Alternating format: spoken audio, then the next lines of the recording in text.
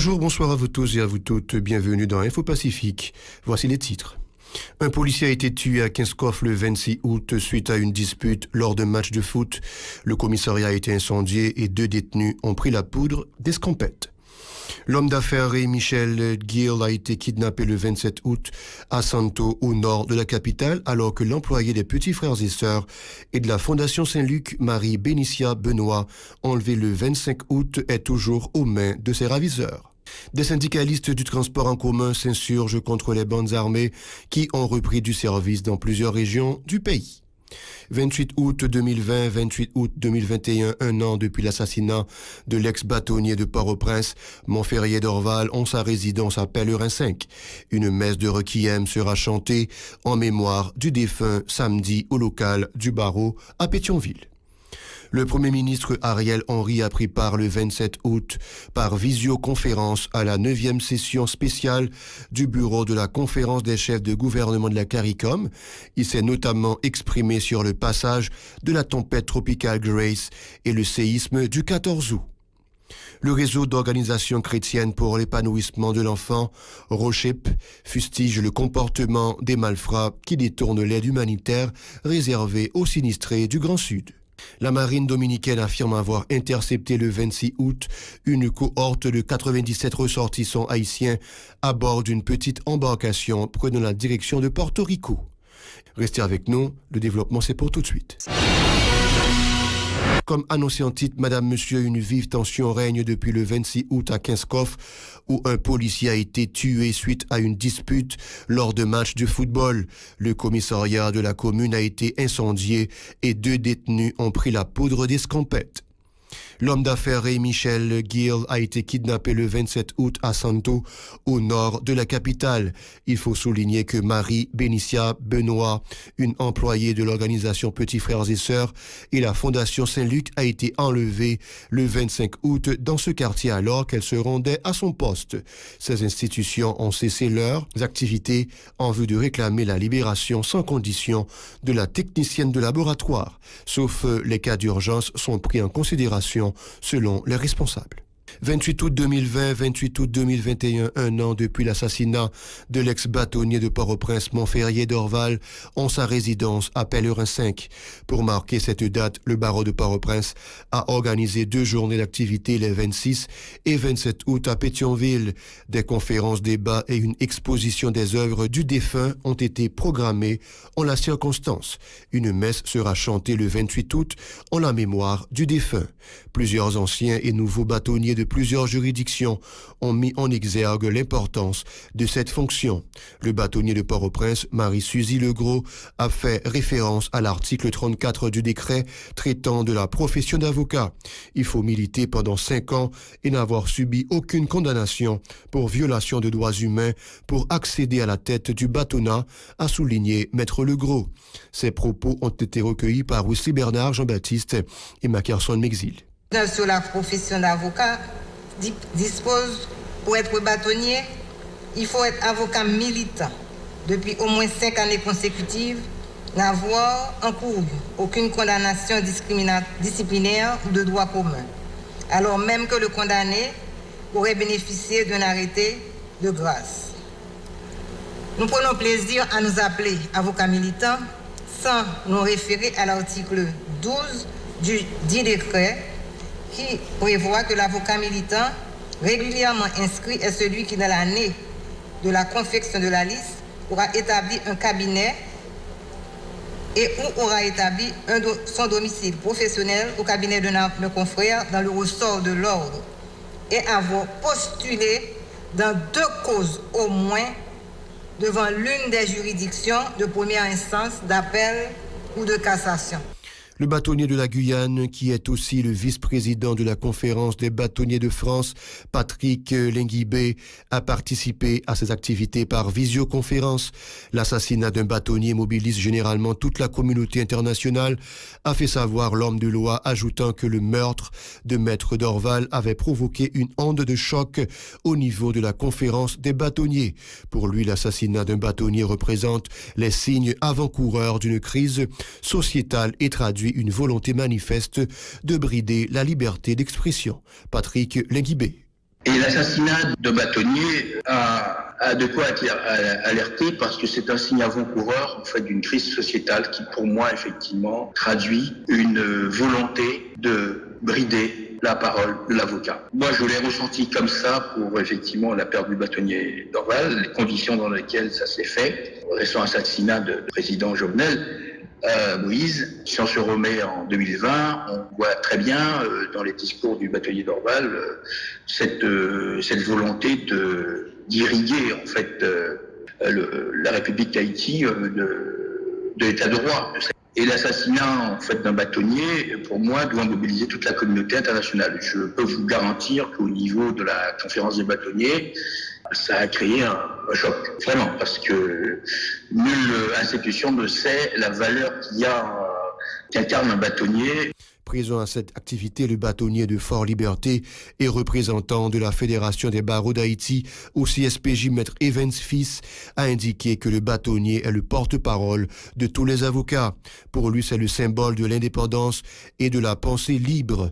Homme de conviction, le bâtonnier doit être toujours disponible et prêt à intervenir lors de la perquisition d'un cabinet pour s'assurer du respect du secret de la profession, a résumé Evans Fils au micro de Wesley Bernard Jean-Baptiste et Mackerson Mexil. Perfectionniste, méticuleux, chercheur impénitent. Le bâtonnier est le symbole de l'indépendance et de la liberté de pensée. C'est un homme libre, disait bâtonnier Montferrier d'Orval. Sa position n'est pas influencée par les intérêts et les pressions sociales ou individuelles. L'esprit ne doit être réduit à rien. Le propre de son essence, c'est d'être libre. Il est rebelle. Il joue son rôle subversif. Le bâtonnier est cet homme disponible qui se tient prêt à intervenir à tout moment sur toute perquisition effectuée au cabinet d'un avocat afin de s'assurer du respect du secret professionnel. Le bâtonnier, c'est un homme de conviction et de position qui sait trancher les dérives indépendamment des intérêts individuels. Le syndicaliste Thomas Camille s'insurge contre les bandes armées qui ont repris du service dans plusieurs régions du pays. Il dénonce particulièrement les récents cas de kidnapping perpétrés dans la zone métropolitaine de Port-au-Prince et à Gros-Morne dans l'Artibonite. Le transport en commun a payé un lot tribut face à la violence des bandes armées, se désole Thomas Camille, faisant aussi allusion à la situation qui s'est installée à Martissan, à l'entrée sud de Port-au-Prince. Écoutons cette déclaration au micro de Gérard Hirsch-Rézil et Wilkins Moïse. Et nous-mêmes, au niveau chauffeur, dans le pays, syndicat chauffeur, nous arrivons dans cette situation. Et nous-mêmes, au niveau chauffeur, dans le pays, syndicat chauffeur, nous arrivons dans une situation, chauffeur pas capable encore. Et ils ont demandé presque 50 000 $ américains pour libérer la machine. Et nous ne sommes pas capables de comprendre. Je dis, il y a une situation privée. Nous-mêmes, dans ce syndicat de transport, nous ne sommes pas capables de porter ça encore. C'est pour raison ça. Maintenant, en tant que chapeau, nous avons une conférence de presse pour nous faire appel avec la communauté internationale qui juge bien nécessaire que nous-mêmes haïtiens ne pas arrêter dans la situation que nous avons aujourd'hui. Dans ce sens, le syndicat a décidé de dire la solution crise là. La coalition des syndicats pour le respect de la Constitution de 1987, COCHARCO, se prononce en faveur de la signature d'un accord politique entre tous les acteurs dans l'optique de sortir le pays de la crise. Selon le syndicaliste Duclos Bénissois, cette démarche devrait inclure la mise en place d'un nouveau gouvernement. Il était au micro de Gérard Hirsch-Rézil et Wilkins Moïse. Nous disons même bagarre. Tout parti politique sérieux qui connaît faut qu'ils font un accord politique pour le pays et en gouvernance sérieux qui vous permettre que nous faire battre pays à suspendre chavirer. Nous avons obligation pour signer accord ça. Tiens, je dis même, il n'y a pas besoin de juste passer accord de principe ou accord de principe oui d'accord avec ça ou signer et puis commission là en conférence de pour dire mais quantité parti politique et organisation qui signent et ça qui est belle dans l'accord c'est pas commission pour mettre moun yo, c'est même secteur pour réunir entre eux à travers une structure mettez en d'accord ça que nous connaissons qui est le CNT qui peut joindre ni président ni président et là ça ou pas un gouvernement qui va prendre responsabilité li pour nous comment la police va fonctionner comment on a capable corruption comment on a capable sur question douane comment on pas passer mal dans le sud comment nous pas chita faut nous chita avec les messieurs. Pour sa part, le porte-parole de la Centrale nationale des ouvriers haïtiens, CNOA, Dominique Saint-Éloi, dénonce les dirigeants politiques qui profitent de la situation générale du pays pour tirer leur épingle du jeu. Il appuie l'idée d'un accord visant à solutionner la crise globale en vue de soulager la majorité de la population en proie à toutes sortes de difficultés. Ces déclarations. Ou libre ça qui est sous dommage, accord Montana qui est pour faire prochainement lundi 31, c'est un accord que masso gain intérêt là-dedans parce que secteur paysan là-dedans, secteur ouvrier là-dedans, secteur populaire là-dedans et m'a invité tout politicien calcitran yo, par les changements tout bon pour peuple là, pour venir porter coller, na quoi ça pour venir mettre signature en balle. Si c'est pas faire traite contre ouvrier yo, si c'est pas faire traite contre paysans yo, si c'est pas faire traite contre moun quartier populaire yo. Et jodi a nous voulons poyer un message clair bay moun grand studio pour yo capable caler yo et pour yo comprendre ça qu'a fait là, pas prendre en manœuvre si politicien qui viennent faire campagne sous do yo avec ti don que yo prendre en oligarchie inconscient qui compte intérêt nous. Le Premier ministre Ariel Henry a pris part le 27 août par visioconférence à la 9e session spéciale du bureau de la conférence des chefs de gouvernement de la CARICOM. Il s'est notamment exprimé sur le passage de la tempête tropicale Grace et les multiples dégâts provoqués par le séisme du 14 août, ainsi que l'aide d'urgence à apporter aux sinistrés. La situation politique a été également au cœur de ces échanges, selon un tweet de la primature. Ariel Henry a indiqué que l'expérience commune relative aux catastrophes naturelles est l'occasion de renforcer les liens de fraternité et de solidarité entre les peuples de la région caribéenne. Le chef du gouvernement en a profité pour remercier la CARICOM pour son soutien moral et matériel en cette période douloureuse pour le peuple haïtien. Le réseau d'organisations chrétiennes pour l'épanouissement de l'enfant, ROCHEP, se dit révolté par l'attitude de certaines personnes qui détournent sans aucun scrupule l'aide humanitaire réservée aux sinistrés du séisme dans le Grand Sud.